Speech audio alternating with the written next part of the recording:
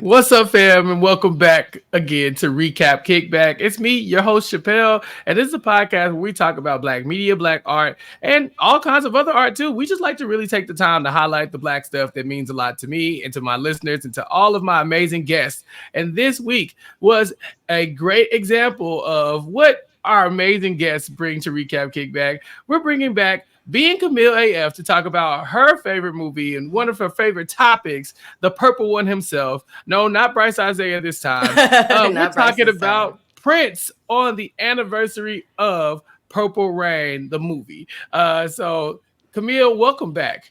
Thank you so much for having me. After our last one, I got off. It was like an hour later, and I was like, I want to do Purple Rain. If anybody else is going to do it, tell them no, they can't do it. I want to do it. Yes. And I'm glad you did because I didn't even realize it. But yeah, as of 1984, this would make 40 years since the movie release of Prince's iconic rock musical Purple Rain.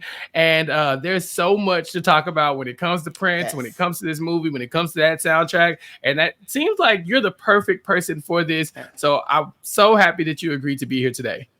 Thank you so much. So first off, before we jump into anything, we're just going to say I'm old enough to have watched Purple Rain, and that's as old as I'm admitting to being. Okay? So we're not going to do math. We're not going to do a bunch of numbers. I can get away with saying I'm younger than what I am. So we're just going to let y'all think I'm younger than what I am. But I am old enough to have seen Purple Rain, not when it came out, but like, yeah, I'm old enough to have seen it. But we're not going to talk about age today. Yeah, we but both have seen it. Yes, for sure. Same to what you said.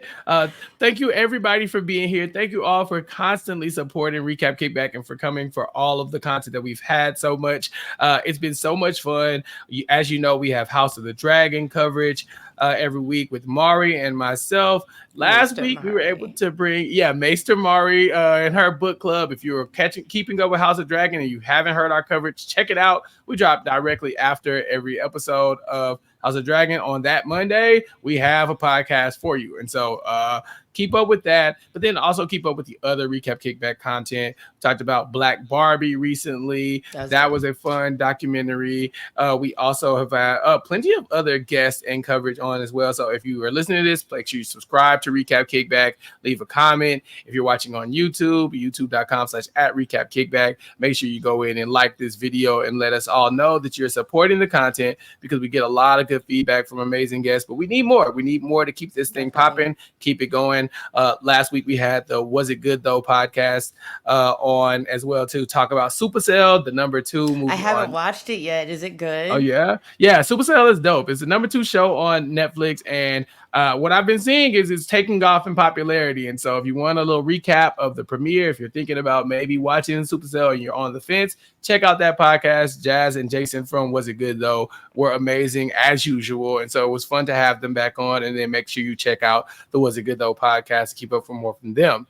But so you didn't spoil it. It's just like a little preview of the first episode. A little rundown of the first episode. We give like some beat by beat. And then I think we made a section at the end where we talk about what like kind of the bigger picture spoilers, but we don't get into a lot of specifics, none of the ending or whatever. But if you want to tap out before the spoiler section, that makes total sense. We're trying to bring more people to watching Supercell because I think it's underrated already. And if people keep a little bit more attention to it, we might get a season 2. We might get a lot more content similar to that. So that's the kind of thing that we do here on Recap Kickback. But Camille, we got a lot to talk about. Yes. We have to talk about Prince and why it was so important for you to be the guest to talk about Purple Rain. Okay. So, as y'all can see, we got purple on for the occasion. Yes. So, let's talk about it. What you got? So, my background, my father. So, me and you can speak in Big Brother terms, right? My father is a day 1, season 1 live feed watching super fan of Prince. Okay. So I grew up. Yeah, I grew up with that in my household. My dad is kind of light-skinned. He had a big old fro, so people said he looked like Prince. So this is all before I was ever born. So me coming into it, that's kind of like what we listened to growing up. But the movie itself, I was too young. My parents were talking about going to the movie. And at the time, they used to take me to the movies with them, like whenever, because I'd fall asleep. I was like 5. So they were talking about going to the movies and they was getting ready to go and they're like, no, you're staying home. And I remember that was the first time they really told me no, I couldn't do something. And I didn't even care about the movie, but I remember I was so upset and I wanted to see the movie so bad because I wasn't allowed to see it. But then further on, I'm a military kid, so we drove from Virginia to Washington State, and it took like 10 days in a car. And we just listened to Purple Rain over and over and over. And back then cassette tapes, you had to listen from like start to finish and flip it and do it again. So Mhm. I got to really learn to listen to music. It wasn't just background noise anymore at such a young age. And I didn't understand the instruments, but I knew I loved the different sounds. And it actually made me love the guitar, which is why I'm learning how to play now. So it's been a passion of mine. But Prince really put a lot into me. He put the love of music into me. He put the love of, especially the electric guitar, because back then how many black people played electric guitar? It was just Prince. Yeah. He made me want to be a drummer and learn how to play drums. How many black women did you know playing drums? So he really, really influenced me as a child, and it stayed with me, for my whole life. So that's why this was important to me. Man, I love that, especially because I've always loved Prince. My mom really wasn't a big Prince fan growing up, but I would Mhm. listen to we listened to a lot of Michael Jackson. And then as I got older, maybe around like middle school or high school, I would always hear Prince on the radio, Mhm. but like we never really just dove into the Prince stuff. And so I would start hearing debates like, oh yeah, who do you prefer, Prince or Michael Jackson?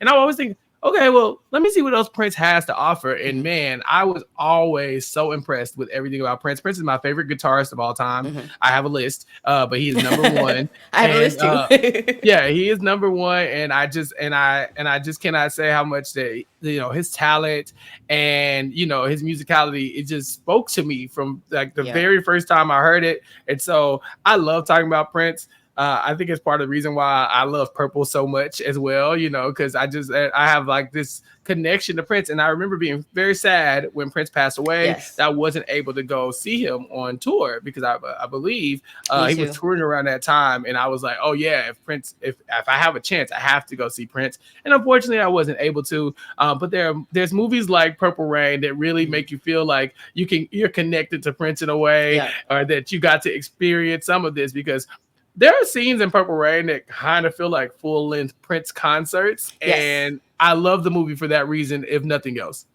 One of the reasons that I loved it, because like I said, I was really little when it first came out. I didn't get to see it till years later, but I had already knew all the videos, the movies, the songs. I knew like the choreography from the videos, and so watching the movie for the first time as a little kid, I felt like I was at my first concert, and I think that's why it stuck with me so much because I couldn't sit still. I was up dancing. I was like, oh, I know this.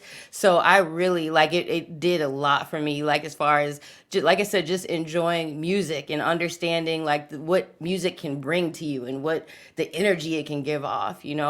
Again, this movie did all that for me.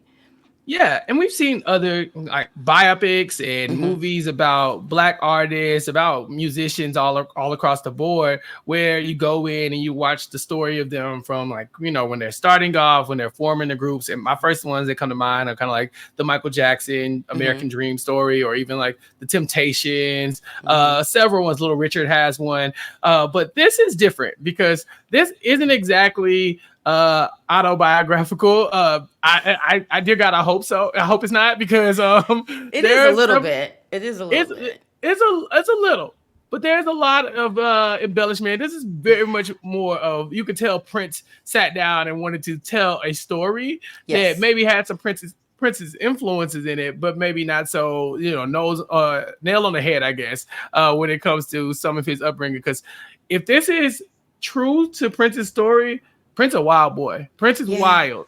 Yeah. Yeah. So from I did a little bit of research just to make sure I had my stuff right before I came on, but so the reason he wanted to make this film is because of Thriller. Because Michael Jackson had just done Thriller, and that was a big deal. Everybody sat in their living room at 8 o'clock and watched MTV, watched Thriller. It was the craziest thing. And his contract was up with Warner Brothers, and he was like, "I will resign, but it has to include a movie deal because I want to outdo Michael." And so that's really where the movie came from. But you're right; he is very much a storyteller, and I think when he writes music, he sees it visually too.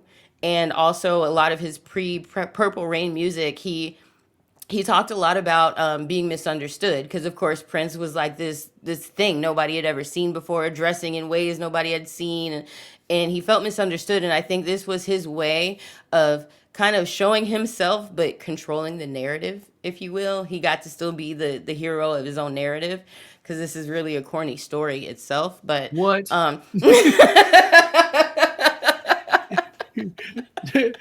went back and watched this the other day, and I was like, "Oh, a Prince! This is your story you wanted to tell.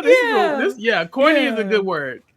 Yeah, but he grew up very religious. He was a Seventh-day Adventist, and his parents were musicians, and so for a long time they hid music from him. So a lot of him talking about his dad not wanting to show him the music or whatever, that's actually true.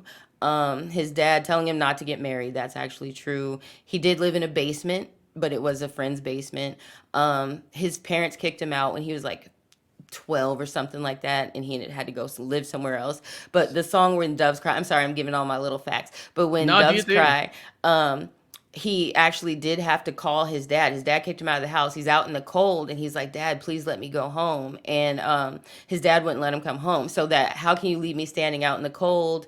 Da, da, da, da, da. So there's a lot of like truth and a lot of him wrapped up into the movie. But I think a lot of the violence and the cheesiness, they rewrote the script, so it wasn't originally his idea. They said some of the sex scenes were worse. If that's hard, that's kind of hard to believe. Yeah. This is an interesting film. It really is. Before we get into more of the film, I want to talk a little bit more about this Prince versus Michael Jackson of it all, because it seems like that is how this all gets started, how we end up with Purple Rain. Mm-hmm. But Prince and Michael Jackson have a storied rivalry that, from what I can tell, goes back to like you said, around the time where Thriller was going on. I think Bad was another big moment between the two of them. Actually, so another fun fact, he offered, was it Prince? He offered him the opposite of the Wesley Snipes role in Bad, and Prince turned it down. Yeah, like, I'm not about to let you punk my ass.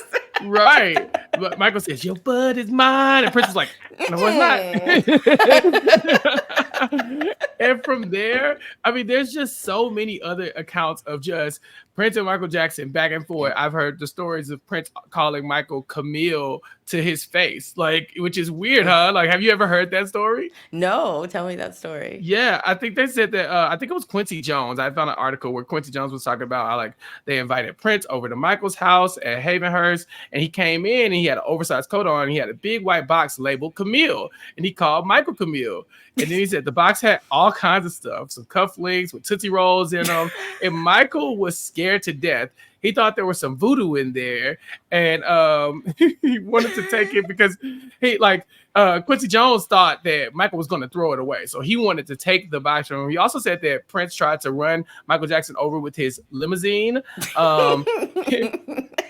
said he knew, like, Michael knows shit. He was there. And so he's like, hey, Prince is actively targeting Michael Jackson. Now, obviously, there's conflicting reports on both sides. I think Prince accused Michael Jackson of sabotaging his guitar once in this famous clip from James Brown. Is it the James Brown? So that's why he's upset. He wasn't actually supposed to go on stage. He wasn't ready. He didn't know they were going to call him, and he got on stage and didn't know what to do, and they were playing in a key that he couldn't play in. So he was just like bling bling, like playing two things. He was really embarrassed, and I think Michael Jackson really was just trying to show him some love, and Prince took that embarrassment and stayed petty about it for the rest of his life. Yeah, that's what I think. I think so too. Like I said, even like I said, I've heard tales of a ping pong incident where I think he hit Michael Jackson where the sun don't shine, and there was a hee moment, and it didn't work out too well. So these two had been, at least competing amongst themselves for a very long time. But yeah, due to Thriller and then this obviously Purple Rain, the movie, we do get some very iconic moments in music and entertainment history. So let's talk about the movie. Okay. Because I did see your outline about like some of the cool things about the club scenes and some of these other cameos that we get in here. The plot of Purple Rain, for the people who might not have seen it, Yeah. it's a wild one. It's a plot. It's a It's a plot. plot. It's a story of Prince, known as the Kid.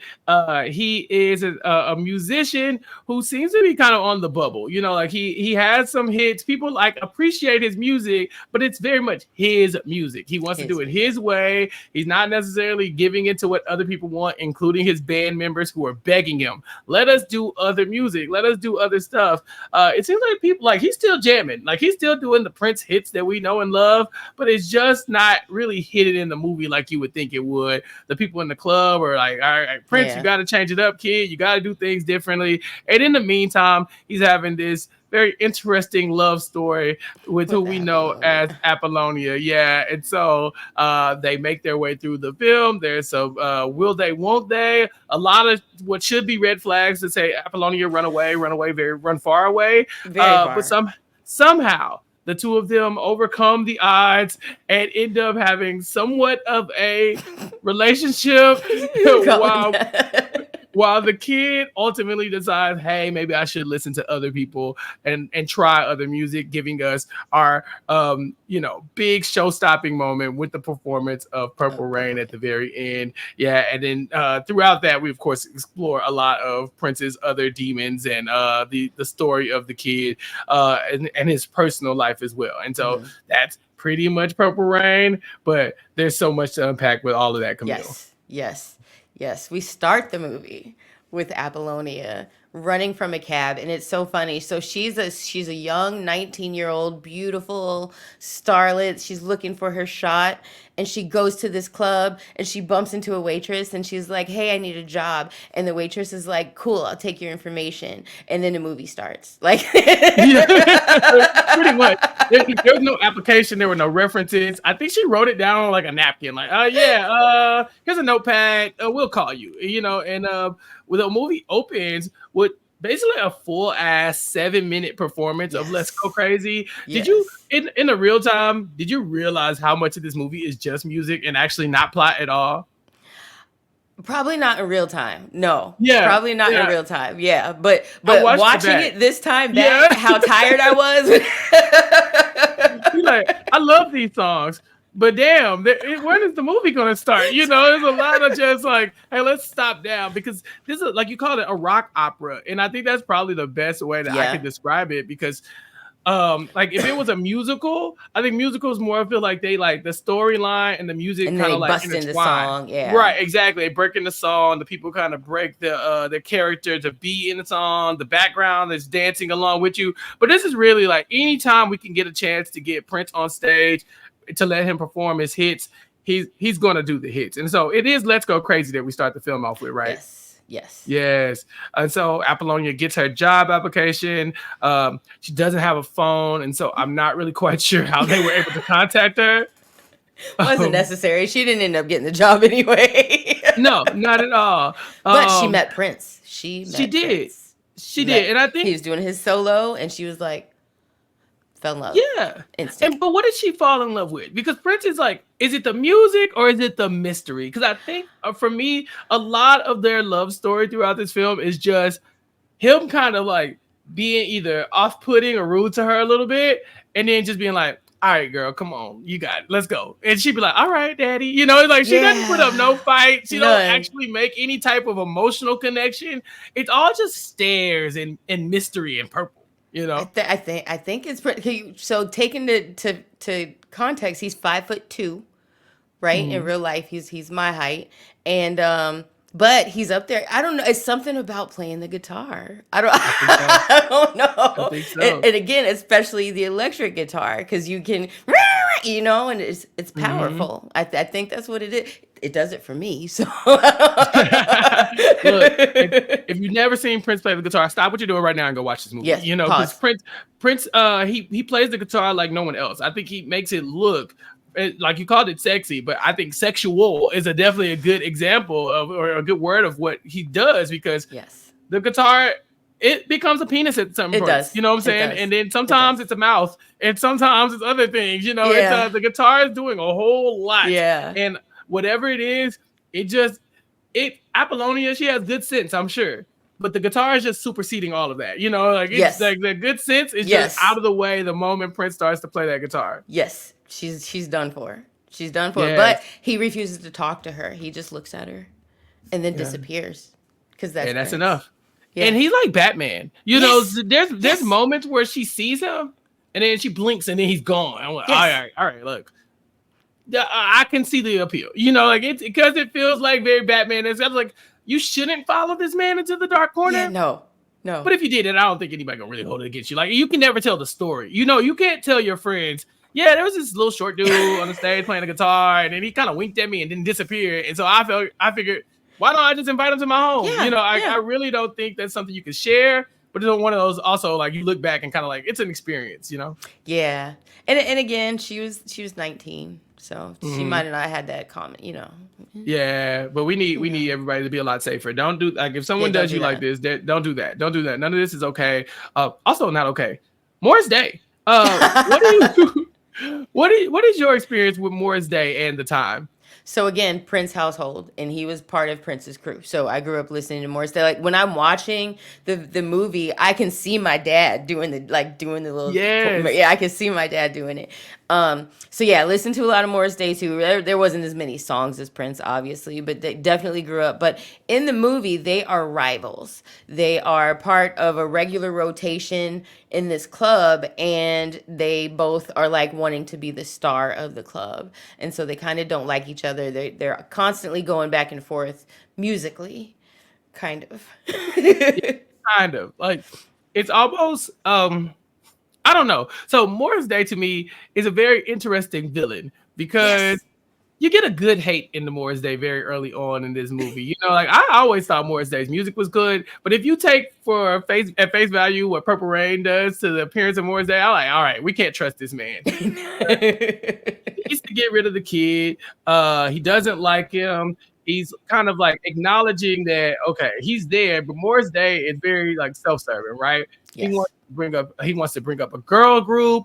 He also is a lot of a womanizer in this. Morris Day kind of sucks. Not gonna lie to you. Yes, very much. Especially watching it back, you know, now through a different lens. I'm like, oh, this movie didn't age well.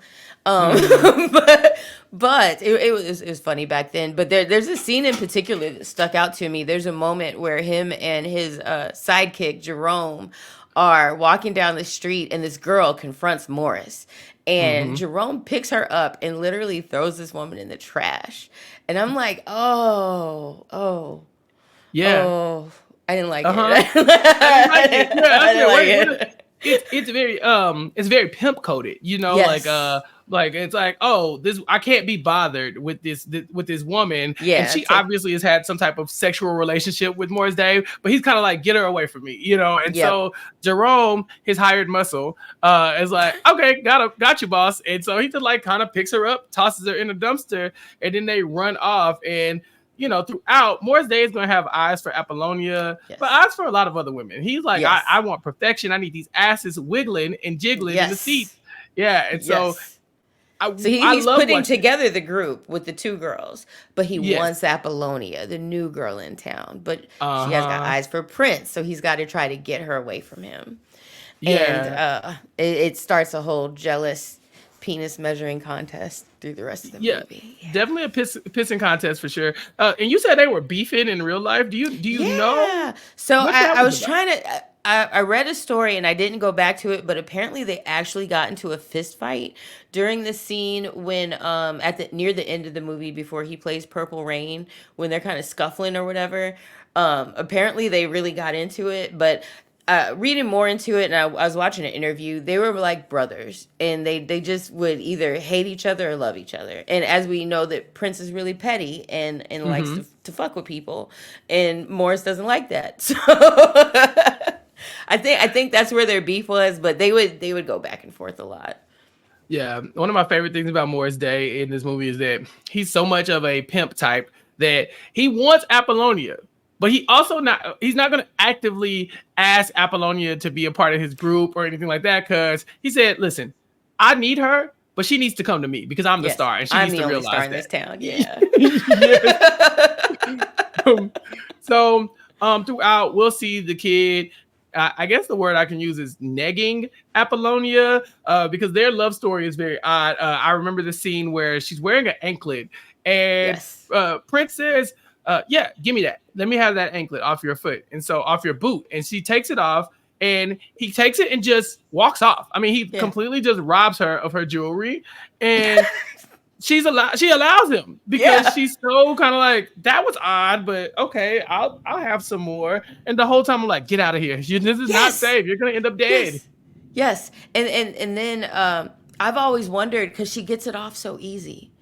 I don't know if you noticed that, but it snaps Slips right off. the boot. Yeah. Ever since I was little, I'm like, how did It was meant to be. He was running. Yeah, it's definitely magic. And I think that's the thing with Prince. I think he gives an air of not only mystery, but it feels like there's a little bit more than what meets the eye. You know, like he's managed to build this persona of just, it's Prince, so it makes sense. You know, like it's like that's a very weird thing that's happening, but because it's Prince, I'll allow it. Assless chaps, heels, all that good stuff. All of it. None of it's weird as long as he does it. As long as Prince does it. There's a show that I used to watch, New Girl. It used to come on Fox, and it has Zoe Deschanel and a few other. I think Max Greenfield is on there as well. And they have an episode called Prince. I think it aired after the Super Bowl or whatever, and I think it's like one of like the longer episodes of New Girl. But Prince was the guest star, and you know Prince doesn't do a lot of that. He didn't. Yeah. And so he came on, and the storyline is that they were two of the main characters, Jess and Cece, were going to a Prince. They got invited to Prince's house for like a party, just kind of like by one of his. I think he was driving by or something like that, and saw them, and he liked their look, and so he just kind of looked out the window and was like, "Hey, come to my house." And so they're like, "Okay, you gotta go." So they end up going to Prince's house, and when they get there, I think Jess is having like a dispute with her boyfriend, and they find like they never see Prince until like the end, and he just shows up. And once he shows up, all the mysterious things happens. He gives her a makeover. There's like a butterfly that he makes land on his shoulder and then land on his other shoulder. And then I think he cooks for them. Famously, he loves pancakes. I think they play ping pong as well. So it's like a lot of those weird Prince-isms are just put into even that episode of New Girl. But again, nobody asks any questions because it's Prince. Yeah.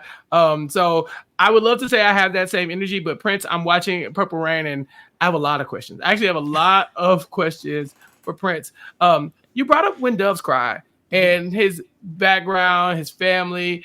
We see that if this is Prince's actual, family background, he had a rough life with his family, considering his dad seemed to be on the abusive side. Yes. I cannot confirm whether or not it was true or not. I heard that from somewhere that in the rewrite, a lot of the abuse was personally from the editor's family. So I'm not 100% sure.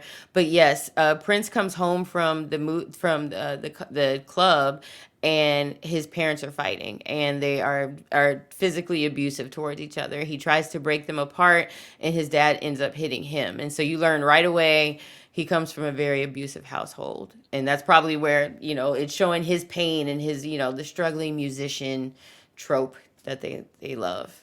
Yeah, it's tough. It's tough because we see that the Prince that we're getting, the kid, he's very music centered, but also he's kind of goofy. He's kind of fun. Like I said, the mystery stuff is very much played in a joking manner, like he stole her anklet for no real reason. It's not that he needed the jewelry or that he was broke or just wanted, he's not just like a thief. Just felt like kind of just picking on her a little bit. There's also the scene where I think they go off to the lake. Yeah. And it's so, again, it's played for fun and kind of goofy, but then we see that on the other side, he has like a darker side to him with his family life, and they're playing both those things at the same time. Can we talk about that lake scene though? Yeah, let's circle back to the lake. Yeah. So they end up cruising the countryside, him and Appolonia. He just tells her, like, get in the car. And she's like, okay, cool. And so they head to this creek or lake. It looked like a creek. Yeah, it looked like a creek, and he gets her there, and when she gets there, he's like, all right, cool. So we still don't think they know each other very well, right? Like, this is still seems like the next day from when she got there. Like, it's been 24 hours, it feels like, because they're in the same clothes. So exactly, it hasn't much as like they've gotten really close and not close at all at the same exact time. Yeah. They end up at this creek, and that's when they start to get to know each other a little bit more. We find out that she's from New Orleans, and that she's a singer. She has dreams about making it as an artist, and she kind of asks him what's he dreams about, and he's like, "Will you help me?" No. You want to know why? No. And he's like, "You haven't passed the initiation. You have to purify yourself in Lake Minnetonka," and I don't know. She's like, "Okay, I'm down," and strips and takes off running. And as she's jumping in the air, he's like, no, don't. That's not the lake. No. Like he tries to stop her, but not really. She jumps in this creek. That is not Lake Minnetonka. That is not Lake Minnetonka. I don't know why he told her that she needed to do that. Obviously, he wanted her to jump in the lake, but would you still be cool with somebody that basically took you to the countryside and convinced you to dive into an undisclosed body of water that you're not quite sure of, butt ass naked, and then proceeds to try to leave you there? Because there was a moment where he was like, all right, bye. And I was like, all right, Prince, you might be a little toxic. He's doing too much. Yes. No, he would need police protection, I think, if he had done that to me. Yeah. To be honest. Yeah. But like I said, her dumbass jumped in the water. I would have been like, okay, I guess I don't need your help then. I'm not jumping in this damn water. But in real life, they really did have her jump in a lake in Minnesota in the wintertime, and she caught hypothermia shooting that scene. Yeah. So the rest of the scenes, that's why the lake looks so weird, because it looks nice sometimes, and then sometimes it looks like a little swamp. The rest of it they filmed in California, but the one time she jumped into the lake, she caught hypothermia. That's crazy. Yeah. Again, Prince, I had questions. So one of the other subplots in the movie, and I guess it's a subplot, it's kind of the driving force of the movie, is that Prince doesn't want to play anybody else's music. Like his bandmates are suggesting music for him, and he's just writing them off. These two women are like, hey, what about this? And he's like, oh yeah, sure, whatever. But we do get a lot of other like musical cameos. Dez and the Modernaires are on stage doing their song. And Prince is telling them like, oh yeah, I'm definitely going to use this. But we can tell he's not going to use their music at all. And they're saying that he's paranoid, and that he makes people feel bad. He's a jerk. And it's very clear that although we love Prince, this version of Prince, he's not a great guy. He kind of sucks.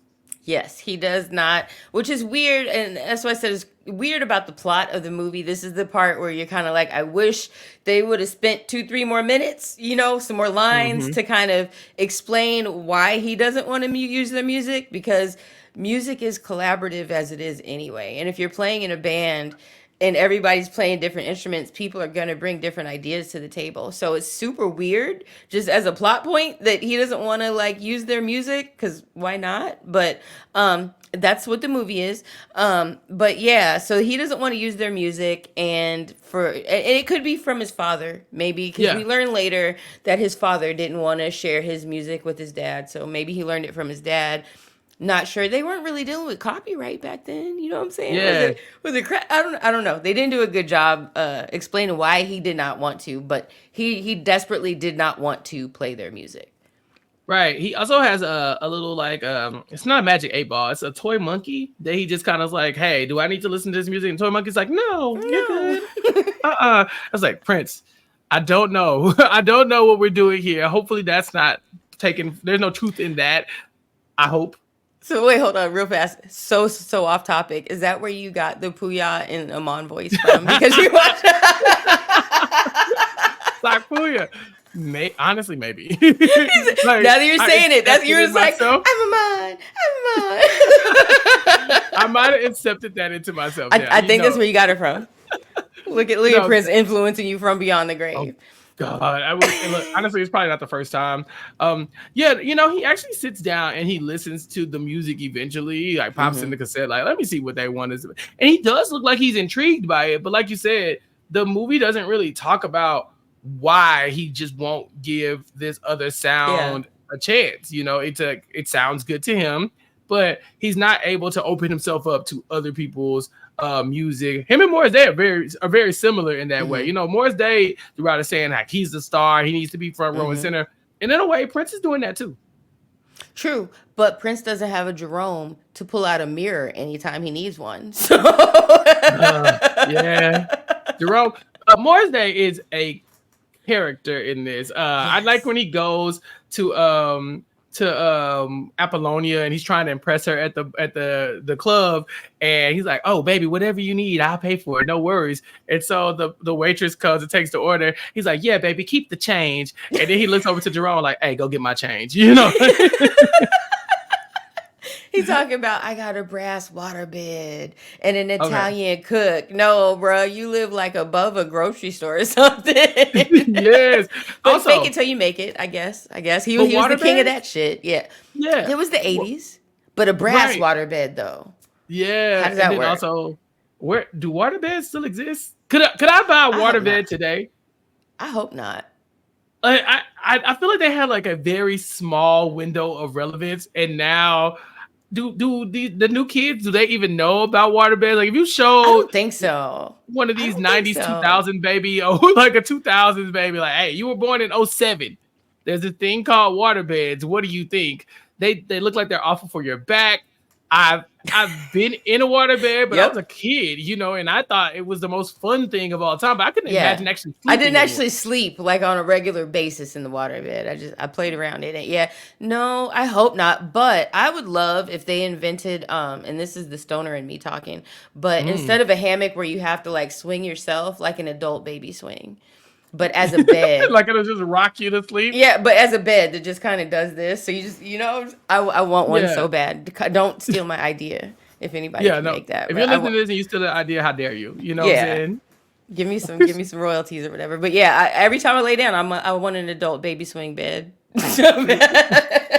Way better than a waterbed. But I would Yeah. like to see a waterbed in my, before I go. Like while I'm still here, I would love to see what they did with all the old waterbeds. I'm imagining there's like a waterbed like compound, where people ship their waterbeds to, because you can't just throw them away. No, they were heavy. Exactly. So someone had to come and remove the waterbed. I don't know where they all went, but I'm sure they're all out in some warehouse or something like that, just collecting dust. Bring back the waterbeds. I say bring them back. But also, if somebody invites you into a waterbed, that's a red flag, and you must run. You must run away. Yes. Yes. Run fast. Run fast. Yes. What is your favorite performance throughout the movie Purple Rain? Because I love the beautiful ones. I I think love the that's the one beautiful that stands ones. out to me. As far as performances, yes, I love the beautiful. But I love Darling Nikki too. I Yes. don't. Yeah, the Darling Nikki performance is fun. I guess we could kind of jump around a little bit, but the Darling Nikki performance is fun because that is where we see Prince and his big moment of, it sounds like he's almost like, this is, I guess him and Appolonia are beefing at this point, and he's being a mega jerk to her. Yes. Well, It's actually, you a know what? graph. We can go backwards because it goes into to the beautiful ones. He's claiming that he sees her just talking to Morris. He Mhm. nothing. They're just talking, but he plays the beautiful ones to let her know he's in love with her, and she needs to choose between him and Morris because she's talking to him. And he even Mhm. brings up, what if we got married? I'm like, whoa, that's a leap, but Right. Like, yeah. sir, I don't know you, and you just made me jump into a freezing lake. Like, no, we're not getting married. You barely No. even talk. Yeah, yeah. So the beautiful ones happens, and then there's another. Well, we can go to the because yeah. I'll wait. I won't go ahead of myself. Just know the beautiful one happened, and this is the moment where he lays it all on the line in a way. He doesn't actually say any words to her. He just sings, and she picks up. Okay, that was odd, but I'm intrigued. Let's go back to his place. So Hmm. she shows him. I mean, he shows her his folks, and then they're like, okay, well, they're nuts, so we can't hang out here. We need to go and kind of bond. And so they talk. He talks about being single. He plays a really interesting song for her, which sounds like laughing, but it's actually someone crying, and he's playing it backwards. Backwards. Yeah. Yeah, it sounded odd, But for Odd, some yeah. reason, it did it for Appolonia, and we get a love scene with Prince and Yeah. Appolonia here, and it's it's odd. It's an odd love scene, but even more odd that now that I watch it as an adult, like now that I'm a grown up, I'm like, we didn't need this. We didn't have to do Yeah. this. Mm-mm. Mm-mm. Yeah. No, Uh, but they needed it in the 80s, that was why that movie was such a big deal, was because of this, such gratuitous, sex scene in the middle with Prince. But it was odd. And by the way, just side note, Prince kissing just looks like no. No, No. no, no. And I understand that Prince is a sex symbol, but he also gives off the vibe of "please don't ever touch me." Like Yeah. and that's okay. Like I don't need Prince to touch me. But at the same time, I think back then he was such a sex symbol that it made sense to have a love story. That included a love scene. I think that if it's Prince and he is this sex symbol that he is, he kind of has to, you gotta be about it at some point. And so I think we saw that. And I think that's also another way he kind of separates himself from Michael Jackson. Because although Michael Jackson is also probably a sex symbol in an equal way, he also gives off a vibe of like, please don't touch me. And so this way Prince is able to say, well, Michael can't do this. And I don't think we've ever seen anything like that from Michael Jackson.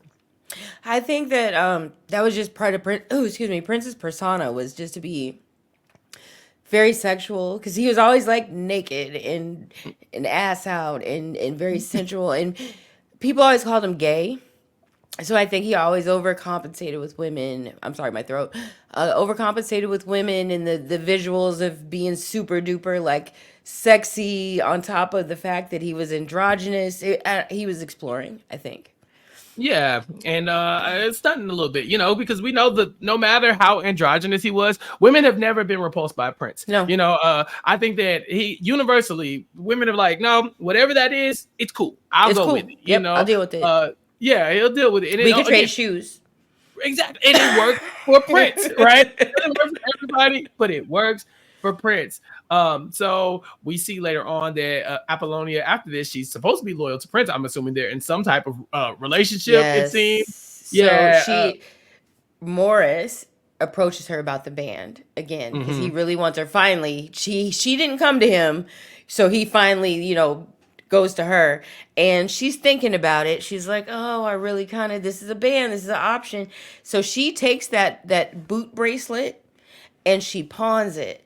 And she goes and buys this really expensive guitar for Prince.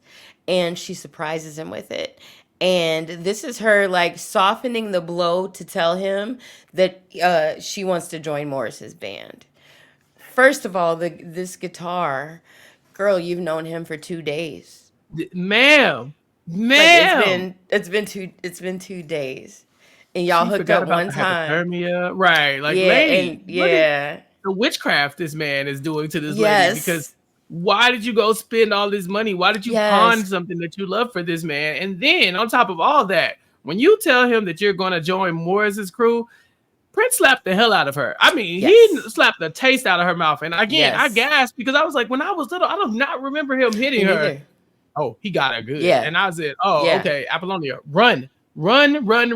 She doesn't run. She kind of leaves a little bit. Slowly leaves. He said, do I make you happy? The guitar. Oh, yeah. Yeah. Do I make you happy? Don't you like the way we are? I said, all right, get out. All she has to say is leave me alone. Yeah. Don't touch me. Yeah. But she leaves without the fucking guitar. I can't. All this money. Yeah. All this money. This man hit you, and you left him with the gift. Because I was like, y'all ain't really break up. Because if you really broke up, you would have took that guitar, and we would never hear from Appolonia again. This would have been the exit. When she gave him the guitar, he didn't have a gift for her, so he took his hoop earring off, because that's like his like $10 earring and like this really expensive guitar. So, but the exchange of the earring means they go together. Yeah. So, but she didn't give the earring back yet, so they were still together. They still together until she gives the earring back, and she gets that guitar back. I guess they married. Yeah. So. But this is also the start of what we will see is the Appolonia 6. It'll be this new hot group, and the group that potentially could replace the Kid, because they only can have so many acts at this club. And Prince's act is the one that is on the way out. And so Apollonia 6 is now threatening to put Prince out of the little club scene that he's in. And so I think that's in the next scene where we get When Doves Cry. And, like you said, a lot of that is really, I think a lot of that is really talking about how Prince was dealing with his father. Mm-hmm. Like you said, why would you leave me? Lonely, the world is so cold, maybe it's like just like his mother, too bold. Who knows? Who knows? But we get When Doves Cry, and we get this ridiculous montage of Prince riding through the countryside alone and remembering all the good times with Appolonia. All 2 days. All 2 days of this relationship. The time they sat in the grass. Remember that time I made you jump in the lake? Remember that time I stole your anklet? Remember that time I slapped you? Good times. Yeah. Good times. Eventually he comes home. And his mom is, sick of the abuse. He's sick of the abuse his mom has been taking. But we hear the sound of the piano, and he sits down and listens. And he says he doesn't have time to, he talks to his dad. And his dad is talking about how, I never wrote my songs down. And I don't have to write my songs down. You have to write your songs down. And his dad tells him, amidst all of this abuse that we see his dad giving to his mom and to Prince in all of few ways, he's like, don't ever get married. And at that point, I don't even know what story we're telling anymore. What is the moral of this story at this point? So the don't ever get married line is the actual biographical part of this movie. His father in real life did tell him to not get married. So for whatever reason, Prince needed to include that line in this movie. So that's honestly where that came from. But he should be confronting his dad. He's like, where are you, motherfucker? And about to go whoop his dad's ass. But then he hears music. He's like, oh, music. What is this? But again, this is another part where I think maybe only music people get that. But like his dad talking about, I don't write my music down. People that don't play music don't get, that doesn't, who cares if you write it down or not? It wasn't, but for him, it was this way of putting his son down. I don't have to write my music. I remember everything and you don't, you suck. But again, there's nothing wrong with writing music down. Spoiler alert, his dad does write music down. He's just a liar. Yeah, he lies. He lies. He lies. Next scene, we see kind of Kid performing and proving again that he's one of the greatest guitarists of all time. Just watching Prince play the guitar, it's so much fun. I love whenever Prince plays. I love whenever the torch is passed to the next big guitarist. I love I remember when John Mayer made his way on the scene and people were like, who is this white boy? But then B.B. King was like, nah, let him cook. I love moments like that. So one of my top 3, of course, is Stevie Ray. Yes. I will watch a Stevie Ray video 50 million times. When that dude pops a string and they just take the guitar and just oh Lord. But the ugly guitar face I've been practicing since I was 5 years old. Yes, you got it. You can't play guitar and not be ugly. So you gotta make the face. You gotta make the face. And so Morris Day and Appolonia will pull up together on a business trip. They need the exposure, and Appolonia has a new group that she can't let down. The kid sees Appolonia in the crowd, but Billy, I guess the club owner, says that the kid has been showing out. He's in rare form, and this is the type of carrying on I like to see from Prince. When he performs Darling Nikki, this moment is me really sitting at home thinking, damn, I never made it to that Prince concert, because he showed his entire ass. Not literally. The whole thing. It's Prince, because you gotta be specific. You gotta be specific, because you might think, okay, the Prince gonna give us some butt action in the movie. Not necessarily, but it's a very sexually charged, but aggressive music performance from Prince. This to me feels like Prince the musical. That moment is where I'm like, all right, he's talking through the music, communicating with Appolonia. Morris Day is over there pissed. He's humping and gyrating. Yes. And this makes Appolonia storm out. And I'm like, all right, now they're about to have the big fight where they come together. Yeah, and in a weird way, it's not even that big of a fight. It's just that moment, Prince chasing after her, and then this tantrum that he ends up throwing. Mm-hmm. So this song Darling Nikki, if you listen to the lyrics, he's basically shaming her for sleeping with him. Mm-hmm. throwing that out there. It's because it's bad that she did it. But yeah, so so after her big performance, because she came there to, perform.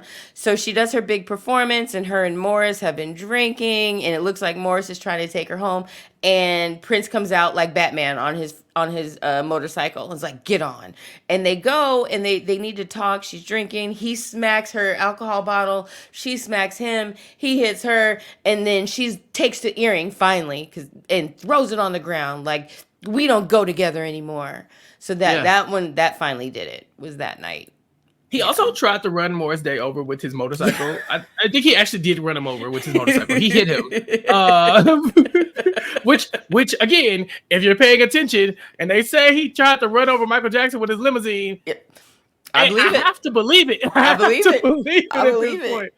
Him and Appolonia zoom off under the night sky. They start pushing and slapping each other and all this other stuff. And she dares him. She's like, just beat my ass. It's fine. So I think he realizes the monster he looks like before she throws the earring off and heads out. Back at home, of course, his family is still still bad. Actually, this is a really bad fight. He looks around, there's glass, there's broken things all over the house. So he's looking like, oh shit, this is bad. And so he wants to go find his dad. He goes down to the basement, he clicks on the light, and boom, he hears a gunshot. Yeah, and there's a lot of trauma here, just for him, because we see that his dad they don't show it, but we're led to believe that his dad ends up shooting himself. This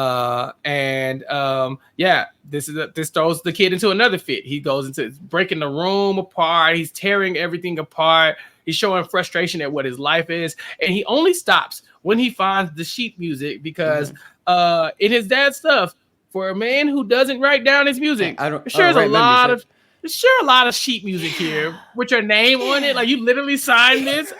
I think you wrote it down. Why do you think his dad has been shaming him about writing down music when the entire time his dad has been writing your music down?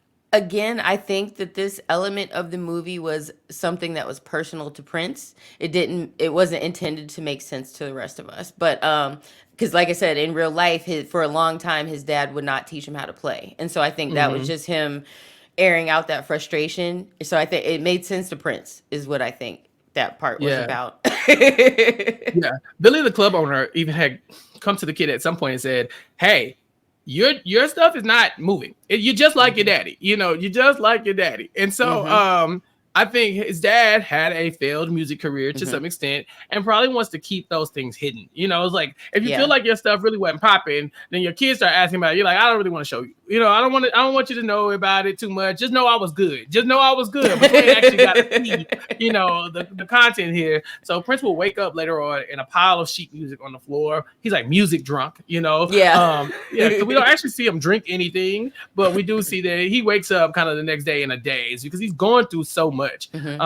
We end up heading back to the club to watch Morris Day and The Time perform. And then after the performance, Prince's bandmates listen on as this like successful, cohesive group. Morris Day and them, they killing it on stage, and they're kind of looking on like, damn, this could be us, but the kid just refuses to give us any type of input. So after the loss of his father, he finally decides to sing the song that Lisa and Wendy, the two women in his group, wrote, and he dedicates it to his father. And this is when we get the title song, the name of the album, the name of the soundtrack, the name of the movie. It's Purple Rain, and that's Prince. That is Purple Rain. That is Prince. That is the song. That song speaks so much to me. Is this one of your favorite Prince songs? Yes.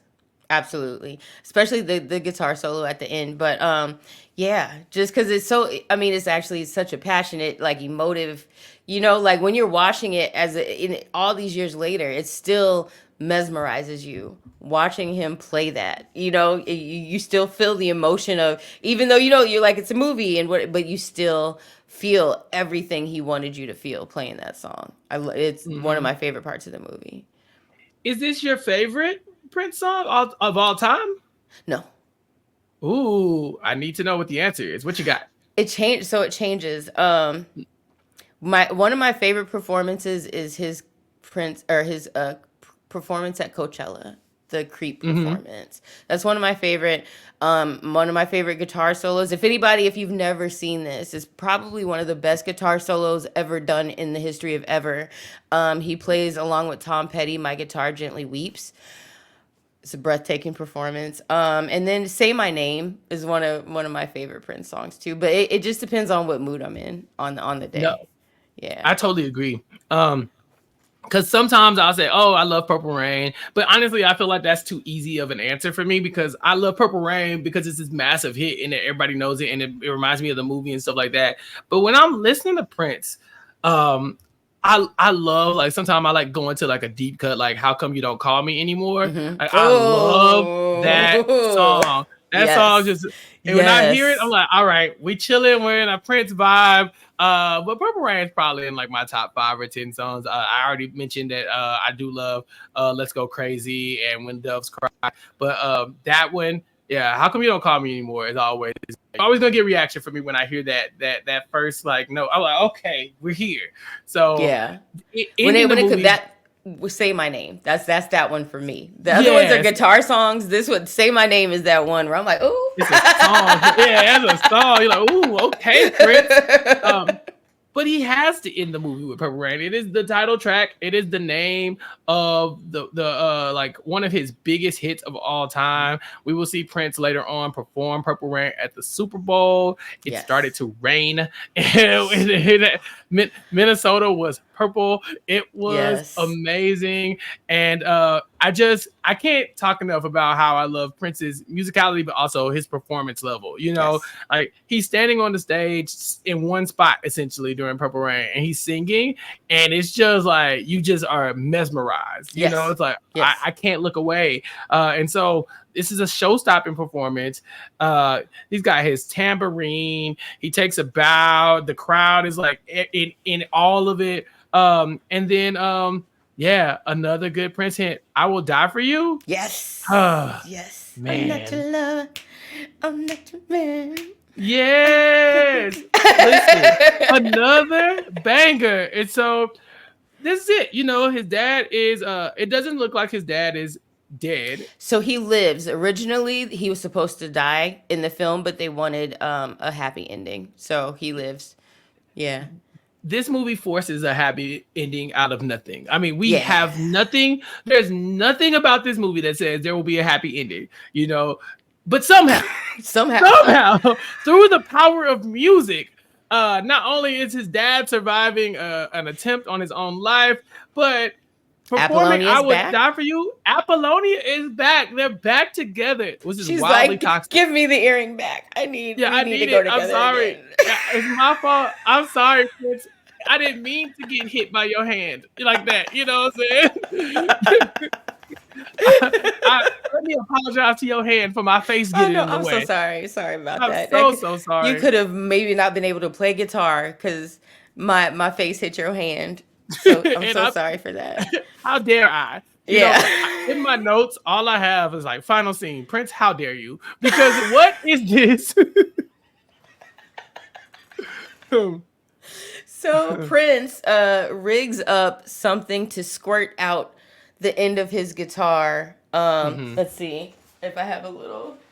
Here we Uh-oh. go. We got mine. So Yes. he's doing this, and Yeah. it's like this, and he's just doing this, and there's shit coming out the end of it. And we've already talked about how the guitar and the penis and the Yeah. yeah Yeah. yeah So for the audio only yeah. listeners, Camille has an Oh, amazing sorry about guitar here. that. No, hold it up. So people come Oh, to the YouTube video, of course, and see this, but you have a great guitar here. But Prince has now added a device to make it squirt, and so yes. he will be spraying the crowd with his Prince juice Yeah. from the guitar. Only Yeah. Prince. Only Only Prince. Prince. Only Only Prince. Prince can get away with this. And only Prince can get away with this movie because that's how the movie ends, y'all. The movie Yep. ends with With Prince and Apollonia now getting back together to go live happily ever happily ever after. after. Yep. To Yeah. be Prince and Apollonia and make music and have little music babies. Yeah. And that's it. I mean, That's literally, we it. don't know if his dad will go back to his mom. Does the kid move out of the house? Because that would probably be helpful at this point. And then what, of course, happens to Appolonia? Do we know? We don't really get any other storytelling. I've never thought about this before, this moment, but we probably were robbed of a Purple Rain too. Probably. Yeah. Probably. What's the follow-up? Where do we go with this? What So happens to actually, Morris Day and the Time? the follow-up was Under the Cherry Moon. Have you ever seen that? Have you ever? I've never seen Under the Cherry Moon. No. Is that the technical sequel to Purple Rain? No, it has nothing to do with Purple Rain, but it's Prince and Jerome as two gigolos in the south of France. Sound about right. Anytime I go back and watch Purple Rain, I have to go watch Under the Cherry Moon. The music's really good, but same thing. Plot is Prince got to showcase his music. Is what these movies plots were about. Mm-hmm. Yeah, like other music centered movies, the movie was not met with critical acclaim. A lot of people were able to look at this in the real time and say, "This is nuts." I put in mind of maybe like Mariah Carey's Glitter, but Under the Cherry Moon won a Golden Raspberry Award, or Razzie. It won 5 of them. 5 of them, and ended up winning the award for Worst Picture. And so I'm sure Purple Rain got similar accolades when it comes to the movie, not the album, because as we know, the album will go on to be one of the best-selling albums of all time. Over 25 million copies worldwide. He won the Grammy for Best Rock Performance by a Duo or a Group, and Best Score Soundtrack for Visual Media, and also an Academy Award for Best Original Song for the film Purple Rain. So as crazy as this movie is, as bad as this movie is, this is an Oscar-winning film. Yes. Prince. Ladies and gentlemen, the purple one. It only works. What was the other one? There was another one that I was like, wow. It got put in like, in 2019, the Library of Congress selected Purple Rain for preservation in the United National Film Registry. So it's part of like our actual documented history is this movie, because there was nothing like it. Like you said, most music movies are either biopic where we're talking about their lives, or we're talking about or it's a musical somehow and they bust into song. But this one was something completely different that had never happened before. And even though the plot wasn't, as riveting as it could be, it still was very significant in just the history of our country, actually. So it's a big one. It was a big one. Prince did what he intended to do. He wanted to beat Michael. He beat Michael. And he this is what he wanted to make his commercial success from, was this movie. And if you think about it, he released the album a month before the film came out. So he had the buzz from the album already, and then they advertised the hell out of the sex scene, and so people like, oh, it's going to be like this pornographic movie. So there was a lot of hype behind the movie when it first came out. And again, like I said, I want to see it because I like Prince. My parents are like, hell no. But and I get it.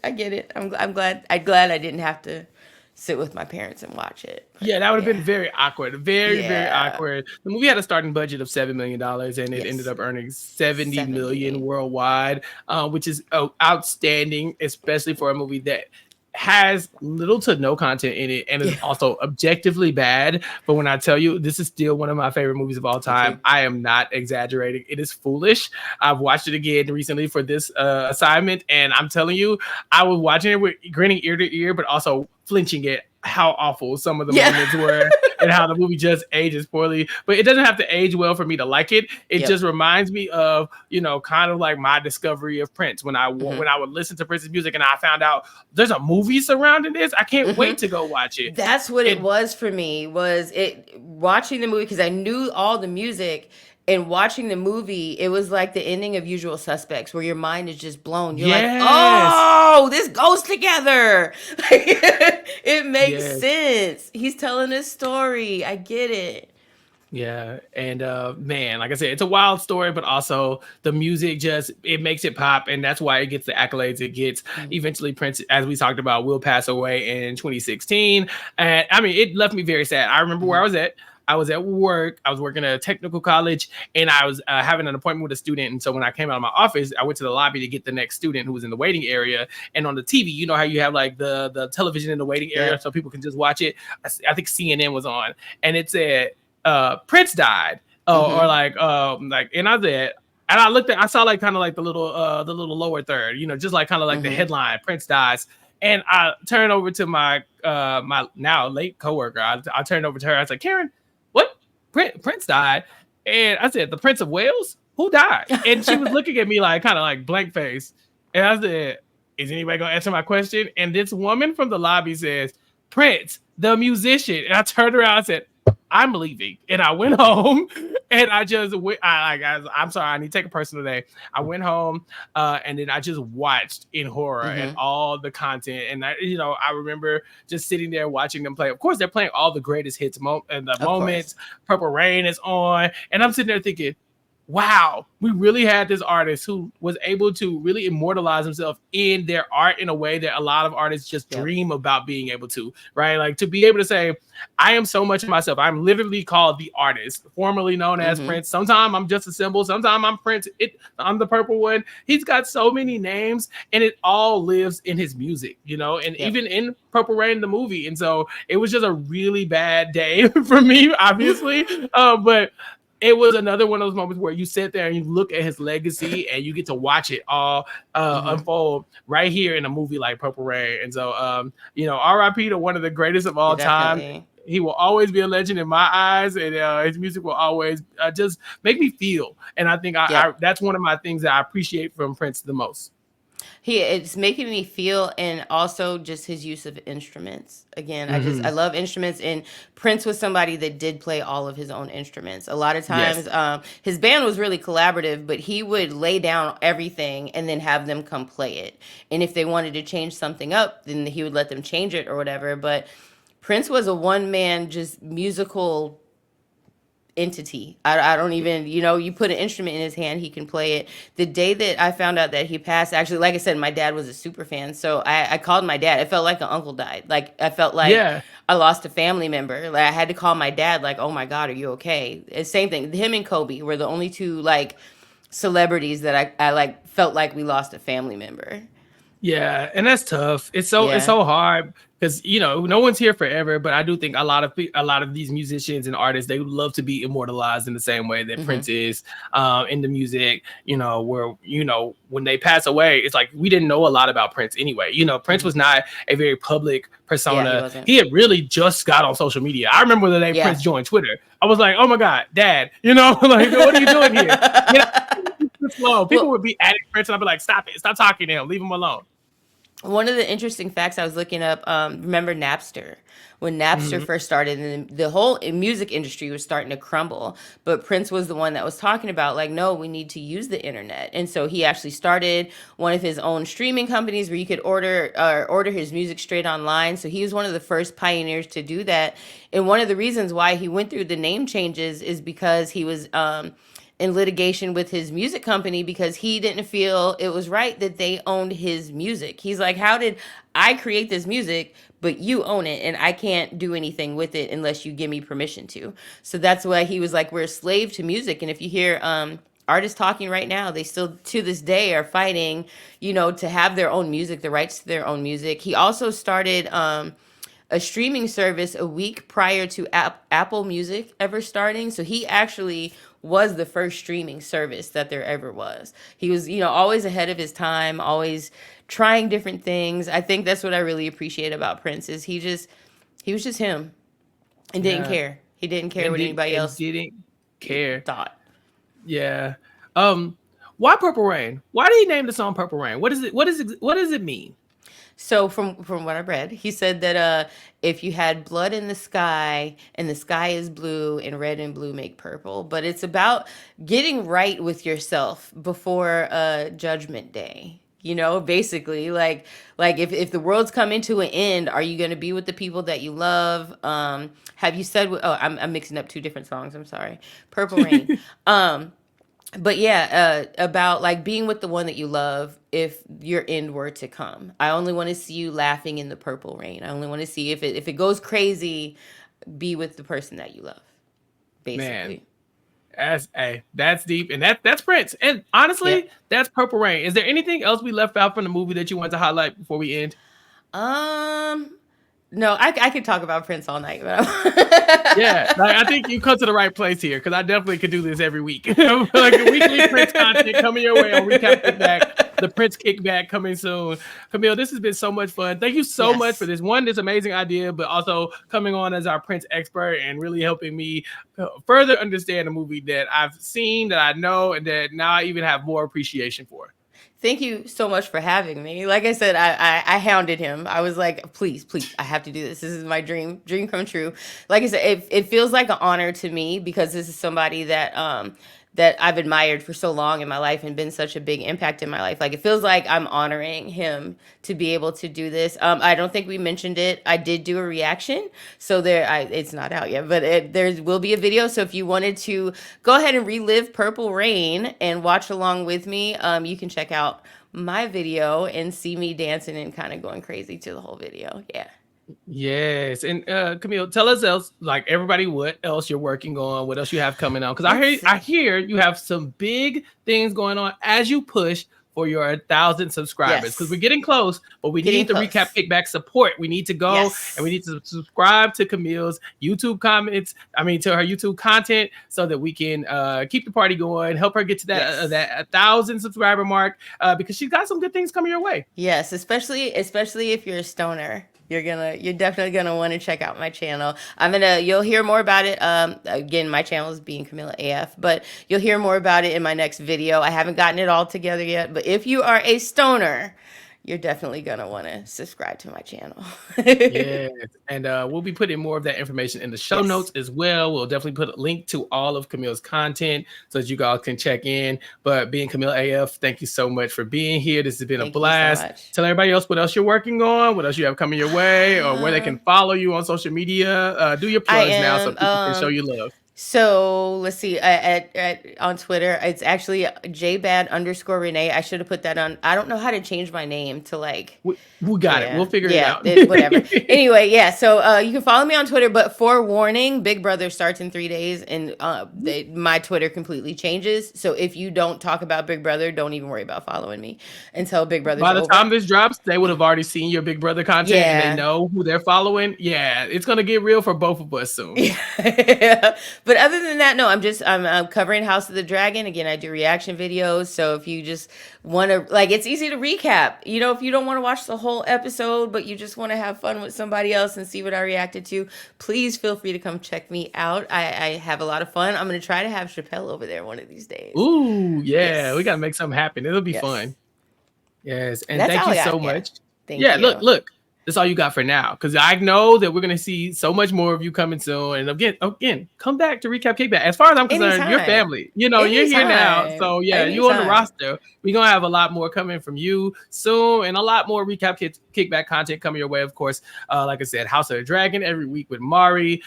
We recently had on our Was It Good Though podcast guest to talk about Supercell, but we got so much more coming your way. And so make sure you subscribe, recapkickback.com/subscribe. Make sure you keep up with all the content that we have here on our YouTube page, because we're going to try to bring you bonus content as much as we can so that everybody is feeling like a part of the Recap Kickback family. And of course, as a part of the family, why haven't you joined the Facebook group? Go to facebook.com/Recap Kickback so that you can join the group and be a part of the conversation as we start to build this community and help uplift other YouTubers like Camille herself and like all of you all, providing more and more content for everybody to appreciate and enjoy, and to highlight, of course, the Black media when we get it and when we can highlight it. We want to show love every chance we get. So that being said, thank you so much for being here. Thank y'all for listening, and thank you all for tuning in the future, because I know you're coming back. Right now, you ain't got to go home, but you can't stay here. You have to go. So peace out. We'll talk to you all later. Until then, see ya. Bye.